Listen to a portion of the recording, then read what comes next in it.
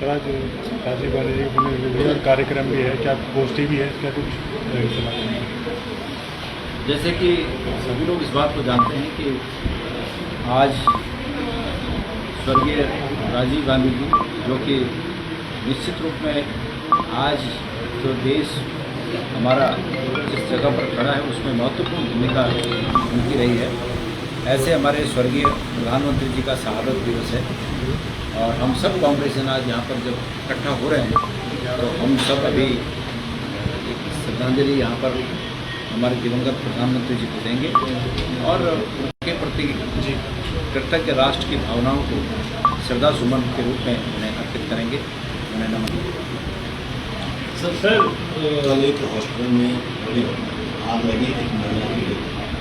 किस तरीके से देखते हैं कि देहरादून में ही कई ऐसे इस तरीके के अस्पताल काफ़ी हो गए, प्राइवेट हो गया, सरकारी की हालत बुरी है, प्राइवेट की स्थितियाँ ये चल रही है। कल कुछ लोगों ने मुझे कहा कि एक प्राइवेट अस्पताल में ऐसी दुर्घटना घटी है। मैंने उसके बाद मंत्री सुबोध उनियाल जी, जो कि स्वास्थ्य मंत्री हैं, उनका एक वक्तव्य देखा जिसमें कह रहे हैं कि भाई हम इसकी तय तक जाएंगे और इस प्रकार के अस्पताल जो भी अस्पताल इस प्रकार के मानकों पर बिना खड़े होते संचालन जिनका हो रहा है उनके खिलाफ कार्रवाई होगी। तो अब देखते हैं सरकार इस पर क्या करती है, लेकिन मैं उम्मीद रखता हूँ कि सरकार लोगों के स्वास्थ्य से खिलवाड़ न हो इसका पूरा ध्यान रखें। लेकिन सर आप लगता नहीं प्राइवेट हॉस्पिटलों की जिस तरीके से बाढ़ खासकर देहरादून में काफ़ी ज़्यादा देखिए सरकार को इन चीज़ों को रेगुलेट तो करना पड़ेगा। सरकार की कमी ये है कि सरकारी अस्पतालों में व्यवस्थाएं इतनी लचर हो गई हैं कि लोगों का विश्वास ही नहीं रहा अस्पताल में, और ऐसे में सरकार को सरकारी अस्पतालों की स्थिति को ठीक करना और साथ साथ में इस प्रकार जो अस्पताल मानक पूरे नहीं करते हैं उनके मानकों पर कठोरता से उनका पालन करवाना, ये सरकार के दोहरी जवाबदेही है। तो सरकार इस दोहरी जवाबदेही को समानांतर रूप से अगर चलाती है, आगे बढ़ाती है, तो स्थितियों में निश्चित रूप में कुछ सुधार होगा, और अगर सरकार ध्यान ही नहीं देती है तो और भी खराब होगा। देखिए एक सवाल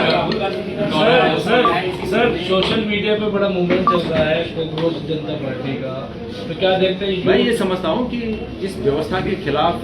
आम लोगों में, खास करके यूथ में जो नाराजगी है,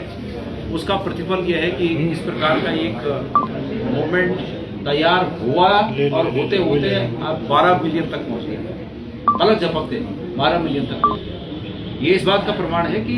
इस वर्तमान व्यवस्था से, वर्तमान सरकार से लोग और खास करके यूथ कितना खिलाफ है, कितना असंतोष उनमें है, ये इसी बात का मैं प्रमाण समझता हूँ। सर एक सवाल इसमें यह भी है कि संवैधानिक पद पर बैठे हुए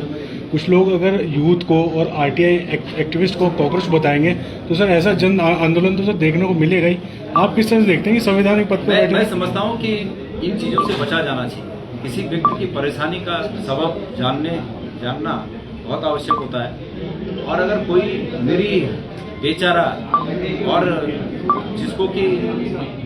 मजबूर व्यक्ति जो कि कृपा पात्र बन सकता है, ऐसे व्यक्तियों के खिलाफ इस प्रकार की जो टिप्पणियां होती हैं उसमें फिर स्वाभाविक रूप से आक्रोश इतना बढ़ता है कि उसका परिणाम है कि 12 मिलियन फर्क जब बनते तो समर्थन मिला। राहुल गांधी कब तक आएंगे एक दौरे की बातचीत चल रही है, अभी फिलहाल तय नहीं है कि कहाँ पर होगा, लेकिन उत्तराखंड में 1-2 दिन दौरे की बात चल रही है। उनका भी दौरा कार्यक्रम उनका भी तय है, वो जून के फर्स्ट वीक में तय है, और इस बीच हमें राहुल गांधी के कार्यालय से ये भी पता चला है कि वो भी आना चाहते हैं, तो उस बारे में हमारी बातचीत चल रही है। सर कितना बूस्टअप इस चीज़ से मिलेगा, क्योंकि जो शीर्ष नेतृत्व तो आता है, हमारे शीर्ष नेता हैं राहुल गांधी जी, और आज जिस प्रकार से पूरा विश्व इस बात को मान गया है कि उनकी एक बात, चाहे उन्होंने 4 साल पहले कही हो, चाहे 2 साल पहले कही हो, उस समय पे कही गई उनकी बात को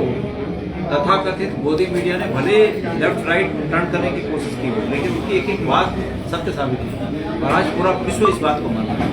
तो ऐसे हमारे शीर्षस्थ नेता के यहाँ आने से हमको उत्साह हमारा और बढ़ेगा, हमारे कार्यकर्ताओं का उत्साह बढ़ेगा, हम उनके आगमन की प्रतीक्षा करेंगे।